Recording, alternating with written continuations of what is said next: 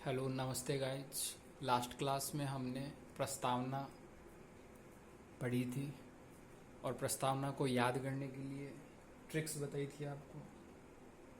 कौन सी ट्रिक्स बताई थी कि कैसे याद करना है? सबसे पहले SSPLG है ना।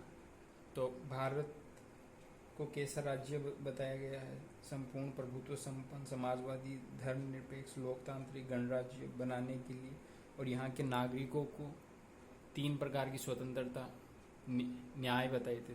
3 प्रकार के न्याय कौन से? सार, SAR है ना, SAR सार। कौन? सामाजिक, आर्थिक, राजनीतिक, ऐसे करके मैंने आपको ट्रिक्स बताई थी। और प्रस्तावना के बारे में हम आगे बढ़ते हैं, कुछ मुख्य शब्द पढ़ेंगे आज। प्रस्तावना सबसे पहले लागू किस देश ने की थी? USA ने की थी, अमेरिका ने की थी। किस देश ने की थी? USA ने की थी। अब इसके मुख्य शब्द पढ़ेंगे। जो पिछली क्लास में अपन ने जो शब्द पढ़े थे उनका मीनिंग क्या है इसके बारे में पढ़ेंगे। तो सबसे पहला, ये टोटल 9 शब्द हैं, है ना। 9 शब्द पढ़ेंगे अपन जो इम्पोर्टेंट है प्रस्तावना के अंदर। इनका मीनिंग क्या है, वर्ल्ड मीनिंग क्या है। पहला शब्द है संप्रभुता। संप्रभुता का मतलब क्या होता है कि भारत अपने आप पर निर्भर देश है, किसी का डोमिनियन देश नहीं है, किसी के अंडर में नहीं है। इसकी बाउंड्रीज पर इसका खुद का कंट्रोल है और किसी भी देश का हस्तक्षेप इसके बाउंड्री पर नहीं है। यानी एक प्रकार से इसका तात्पर्य ये हुआ कि अपने मामलों में, इसके बाउंड्री के मामले में कोई दूसरा देश हस्तक्षेप नहीं कर सकता। तो ये हो गया इसका संप्रभुता का मतलब। तो भारत कैसा राज्य है? संप्रभु राज्य है ना। नेक्स्ट, समाजवादी। समाजवादी का ये शब्द कब जोड़ा गया था? 42वें संविधान संशोधन 1976 में जोड़ा गया था, है ना।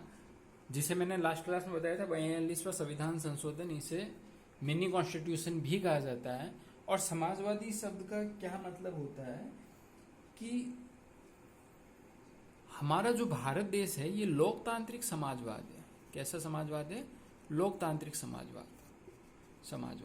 समाजवाद का मतलब ये होता है कि किसी भी साधन का, मान लो कोई साधन है, साधन पर सभी का अधिकार हो, सभी का बराबर अधिकार हो और वो सरकारी हाथों में हो। यानी पूरा का पूरा जो भी सिस्टम है वो सरकार ही चलाए, तो इसका तात्पर्य है समाजवाद। जैसे आपको पता होगा 1991 के अंदर जो निजीकरण हुआ था, LPG हुआ था इंडिया के अंदर, लिबरलाइजेशन, प्राइवेटाइजेशन और ग्लोबलाइजेशन, उसके द्वारा हमने क्या किया? निजी हाथों को कुछ, जैसे रेलवे का निजीकरण हो रहा है, तो ये हम पूंजीवाद की तरफ जा रहे हैं। समाजवाद का मतलब अपने हाथों में गवर्नमेंट पूरा पावर रखे, वो समाजवाद कहलाता है। और समाजवाद का अभी बेस्ट एग्जाम्पल अपना है, जैसे जो सब्सिडी मिलती है हमें, चाहे गैस पे सब्सिडी मिलती है, या फिर हम ये कह सकते हैं कि जो 1 रुपए किलो गेहूं या गरीबों को जो राशन मिलता है, तो ये एक प्रकार से क्या है? सरकार के हाथ में जो भी है वो सभी में बराबर उस हिसाब से बांट दिया जाता है। यानी वो समाजवाद है एक प्रकार से, है ना।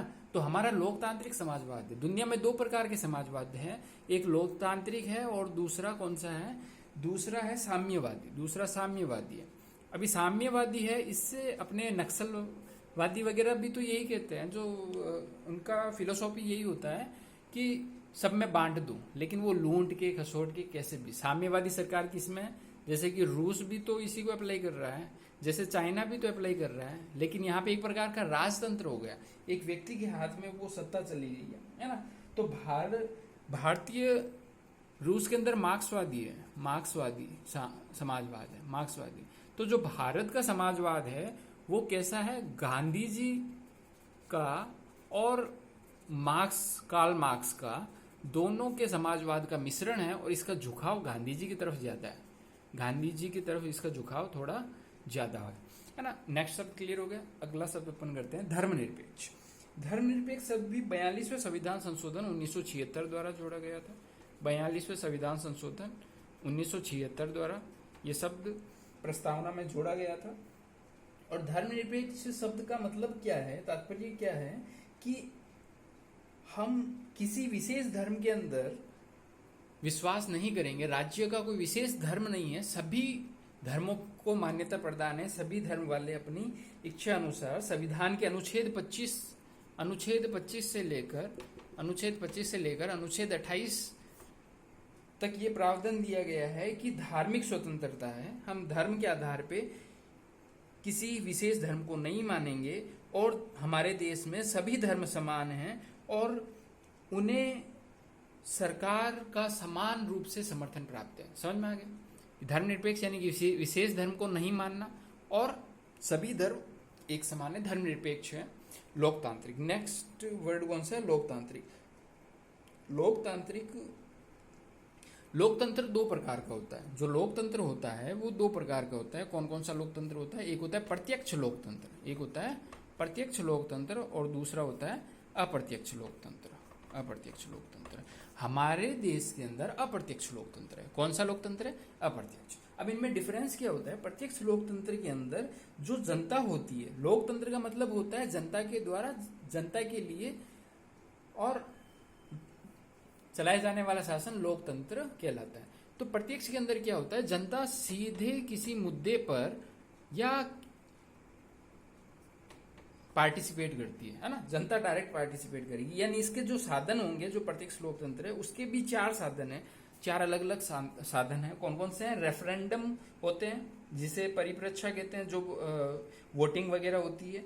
इनिशिएटिव होता है और रिकॉल और प्लेबिसाइट, है ना। तो इसके भी 4 टाइप है। कौन कौन से? रेफरेंडम हिंदी में कहते हैं परिप्रेक्षा, रेफरेंडम, प्लेबिसाइट, रिकॉल और initiative. Referendum, initiative, recall, plebiscite. अब इनके वर्ड थोड़े से मैं एक सेकंड के लिए समझा देता हूँ। रेफरेंडम का मतलब क्या होता है? जो परिप्रेक्षा यानी कि जो वोट वगैरह होता है उसके द्वारा किसी भी मुद्दे पर राय जानी जाती है कि क्या राय है। इनिशिएटिव जिसके अंदर कोई पहल की जाती है किसी के लिए, तो वो इनिशिएटिव होता है। जैसे रेफरेंडम अभी हाल ही में ब्रिटेन के द्वारा किया गया था, जो ब्रेक्जिट हुआ था कि ब्रिटेन को यूएस से बाहर होना या नहीं होना, उसके लिए रेफरेंडम किया गया था। रिकॉल का मतलब होता है किसी भी चुने गए प्रत्याशी को वापस बुला लिया जाता है, उसे रिकॉल कहते हैं। और प्लेबिसाइट का मतलब जनमत संग्रह किसी मुद्दे के लिए किया जा सकता है। और मेनली ये स्विट्जरलैंड में जो प्रत्यक्ष लोकतंत्र का अपन उदाहरण देख सकते हैं, स्विट्जरलैंड में यही व्यवस्था है हाल फिलहाल, है ना। और फिर नेक्स्ट अपन देखते हैं कि अप्रत्यक्ष लोकतंत्र क्या होता है? इसके अंदर सीधे रूप से नहीं होता, इसमें जो व्यक्ति होते हैं वो लोग मिलकर एक अपना प्रतिनिधि चुनते हैं और वो प्रतिनिधि संसद की किसी भी सत्र में, जैसे राज्यसभा होती है या लोकसभा, है ना। तो जैसे संसद के लोकसभा के अंदर वो व्यक्ति जाएगा और उनको रिप्रेजेंट करेगा। अब मान लो कोई मुद्दा आ गया, अपने पास कोई मुद्दा है, उस पर वोट देना है, तो लोग सीधे वोट नहीं देंगे। तो इनके द्वारा जो चुना गया ये प्रतिनिधि है, ये जो प्रतिनिधि है जो लोकसभा में आया है, ये इस पे वोट देगा। ये है अप्रत्यक्ष लोकतंत्र। तो भारत के अंदर कैसा लोकतंत्र है? भारत के अंदर अप्रत्यक्ष लोकतंत्र है। नेक्स्ट शब्द अपना है गणतंत्र। नेक्स्ट कौन सा है? गणतंत्र। अब गणतंत्र के अंदर भी देखो, एक होती है राज व्यवस्था, होती है राज व्यवस्था, है ना। राज व्यवस्था क्या होती है? जो एक राजतांत्रिक गणतंत्र होता है और दूसरा होता है लोकतांत्रिक गणतंत्र। दूसरा कौन सा होता है? लोकतांत्रिक गणतंत्र। भारत लोकतांत्रिक गणतंत्र है। दोनों में फर्क बताता हूं मैं आपको कि क्या डिफरेंस है लोकतांत्रिक गणतंत्र। तो भारत कैसे लोकतांत्रिक गणतंत्र है? जो राजतांत्रिक गणतंत्र है जिसमें राजा होता है या किंग या क्वीन, जैसे कि ब्रिटेन के अंदर है, तो वहां पे एलिजाबेथ है, वो उन्हीं के परिवार वाले लोग हैं जो शासन कर रहे हैं। तो एक गणतंत्र व्यवस्था है ब्रिटेन में, लेकिन वो राजतंत्र है। जबकि भारत के अंदर क्या? लोकतांत्रिक गणतंत्र। जो राष्ट्रपति होता है उसका भी चुनाव होता है, राष्ट्रपति का चुनाव होता है, जिसमें राज्यसभा, लोकसभा और विधानसभा के जो चुने हुए सदस्य वो भाग लेते हैं और ये सारे मिलके राष्ट्रपति को चुनते हैं, है ना। तो हमारा ऐसा नहीं है कि पीढ़ी दर पीढ़ी किसी एक राजतंत्र से या किसी एक विशेष व्यक्ति या उसके परिवार को चुना जाएगा। लोग चुनेंगे प्रतिनिधियों को, प्रतिनिधि चुनेंगे राष्ट्रपति को। समझ में आ गया? क्लियर है? तो हमारा कैसी व्यवस्था है? लोकतांत्रिक गणतंत्र है। फिर न्याय की बात करते हैं। मैंने आपको न्याय में बताया था कि अपने पास प्रस्तावना में कितने न्याय दिए हैं? 3 न्याय दिए हैं। कौन कौन से? मैंने ट्रिक भी बताई थी, सार, SAR कौन कौन से? सामाजिक, आर्थिक न्याय और राजनीतिक न्याय। ये 3 प्रकार के न्याय हैं जो हमें मिले हुए हैं, है ना। तो और ये किसके द्वारा ये न्याय हमें मिले, इसके लिए मौलिक अधिकार दिए गए हैं। इसकी सुरक्षा की गारंटी हमें कौन देता है? मौलिक अधिकार देते हैं और राज्य के नीति निर्देशक तत्व देते हैं, है ना। तो जैसे सामाजिक रूप से किसी से भेदभाव नहीं करेंगे, सामाजिक रूप से सारे बराबर है ना। आर्थिक रूप से मान लो किसी की कपड़े की शॉप है तो आप उसके पास जाके एक और कपड़े की शॉप खोल सकते हो। सरकार इस बात की गारंटी देती है कि ऐसा नहीं है कि उसके पास में नहीं खोल सकते। तो आपके पास आर्थिक स्वतंत्रता है। राजनीतिक यानी आपके पास वोट देने का अधिकार है। आप चाहो जिसे चुन सकते हो, चुन के उसे लोकसभा, राज्यसभा, विधानसभा में पहुंचा सकते हैं। तो ये हमारे पास राजनीतिक रूप से हमें अधिकार मिला हुआ है, स्वतंत्रता। नेक्स्ट वर्ड है, तो ये जो न्याय है, न्याय किससे लिया गया है ये भी मैं आपको बता देता हूं। जो ये न्याय है, सामाजिक, आर्थिक, राजनीतिक न्याय, ये सन 1917 में रूसी क्रांति हुई थी। सन 1917 में 1917 की रूसी क्रांति से लिया गया, रूसी क्रांति से ये न्याय लिया गया। नेक्स्ट है स्वतंत्रता। स्वतंत्रता का अर्थ क्या है? लोगों की गतिविधियों पर किसी भी प्रकार की रोक टोक का न होना। यानी आप स्वतंत्र हो, इसका तात्पर्य क्या है? आपकी किसी भी गतिविधियों पर कोई भी रोक टोक नहीं है, यानी कि आप स्वतंत्र हैं, है ना। और साथ ही व्यक्ति के विकास के लिए हम अवसर प्रदान करते रहे, तो आप सही मायनों में क्या हैं? स्वतंत्र हैं। और इस स्वतंत्रता की गारंटी कहाँ से मिलती है? हमें मौलिक अधिकारों से मिलती है। जैसे बोलने की स्वतंत्रता है ना, विश्वास, धर्म, उपासना, जो हम प्रस्ताव में हम पढ़ चुके हैं पहले, अभिव्यक्ति। तो ऐसी टोटल 4 हमें स्वतंत्रता दी गई है। कौन कौन सी स्वतंत्रता है? 4 स्वतंत्रता दी गई है, 4 प्रकार की स्वतंत्रता। कौन कौन सी?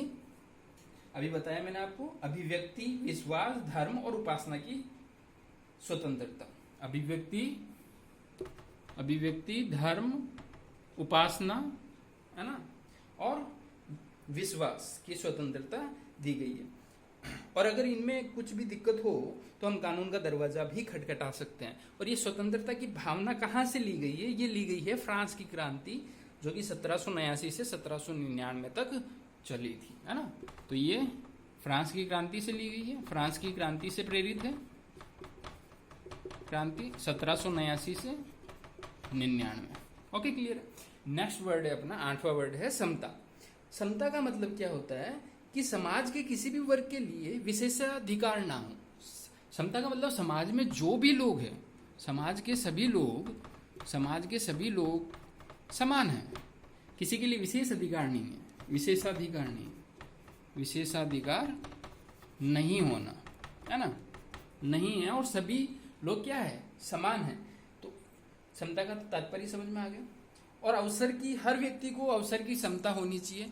हर व्यक्ति के पास अवसर की समता है और इसके लिए मौलिक अधिकारों में प्रबंध किए गए हैं। कौन कौन से? जब अपन मौलिक अधिकार पढ़ेंगे तो अपन इसको डिटेल में पढ़ेंगे, जिसमें एक बार शॉर्ट में बता देता हूं कि मौलिक अधिकारों के अंदर जैसे विधि के समक्ष समान समता, है ना, धर्म, जाति, लिंग और कहाँ पे जन्म हुआ है, इस बात से भी कोई फर्क नहीं पड़ता, है ना। आधार पर मूल वंश में निषेध, उनमें निषेध किया गया है कि इसके आधार पे किसी पे पार्शियलिटी नहीं कर सकते। और लोक नियोजन, यानी कि अगर गवर्नमेंट जॉब वगैरह या किसी में फॉर्म भर रहे हो तो उस सब में स्वतंत्रता है। लोक नियोजन के विषय में अवसर की समता है। अस्पृश्यता का अंत है ना, अनुच्छेद 17। उपाधियों का अंत अनुच्छेद 18। ये सारे अनुच्छेद कैसे याद करने, कैसे होंगे, मैं करवा दूंगा जब अपन मौलिक अधिकार करेंगे, है ना। तो ये समता के बारे में बताया गया। नेक्स्ट है बंधुत्व। बंधुत्व का मतलब होता है भाईचारे की भावना। बंधुत्व का मतलब है भाईचारे की भावना। बंधुत्व भाईचारे की भावना। वैसे अपन ने मौलिक कर्तव्य, भाईचारे की भावना, मौलिक कर्तव्य के अंदर ये दिया गया है। मौलिक कर्तव्य में जो मौलिक कर्तव्य है, और मौलिक कर्तव्य के लिए अनुच्छेद कौन सा है? 51 है। अनुच्छेद 51 में मौलिक कर्तव्य दिए गए हैं, जिसमें बंधुत्व की भावना बताई गई है। ओके, क्लियर है। और ओके, थैंक यू गाइज, आज के लिए इतना ही काफ़ी है। Okay, bye bye.